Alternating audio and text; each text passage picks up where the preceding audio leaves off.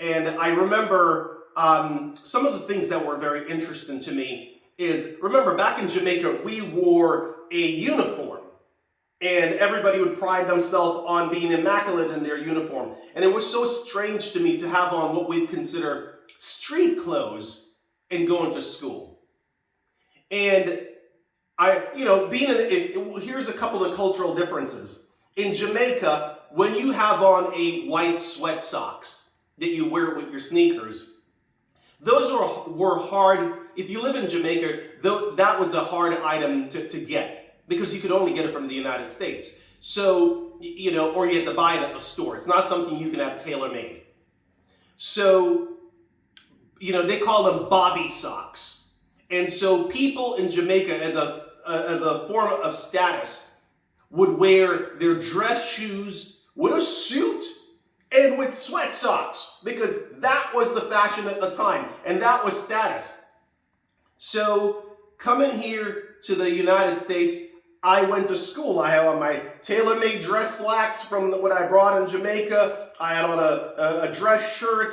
Okay, I had on my shoes, dress shoes, and sweat socks. And when I went to school, and I had the haircut from Jamaica where it was different. It's like you may have seen him coming to America where the front is low and the back is high. It was a style way back when, and it was cool in Jamaica. But when I got to class, essentially,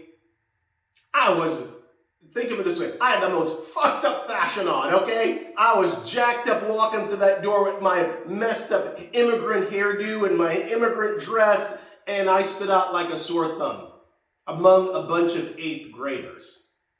And I didn't know it at the time, but these kids, of course, look at me like, look at this weird kid.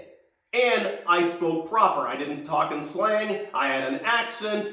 And so, immediately, one kid, one of the things I look around and the thing that was not very clear, I just didn't understand, is the idea of fashion the way that they did it. Like jeans was a fashion thing, wearing jeans and sneakers and t-shirt. And I remember this one kid, he had on a pair of jeans, and the jeans came down almost like that old Michael Jackson high water pants where the jeans stop above the sneaker a little bit, and it didn't fall down like a proper dress pants that was all the way down touching your shoes.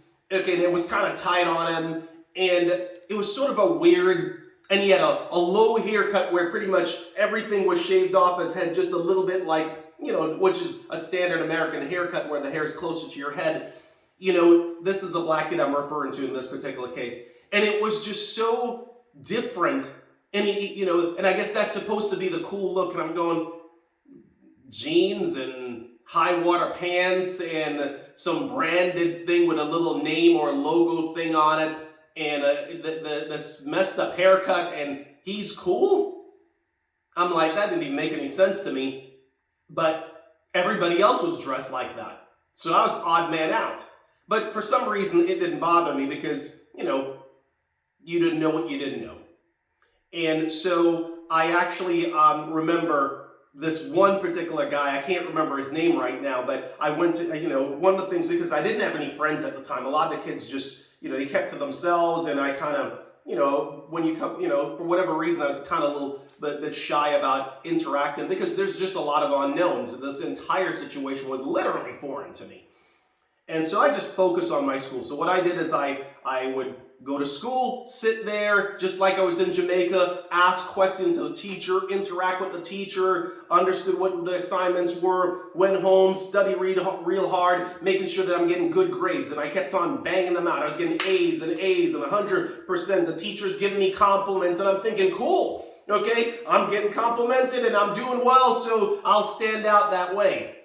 The problem is that the culture in that classroom at the time was not to push education. And unfortunately, the African-American kids that I saw there, it appears to me that education was not being pushed the same way. It's much more like fashion was being pushed, and to fit in, being cool was in.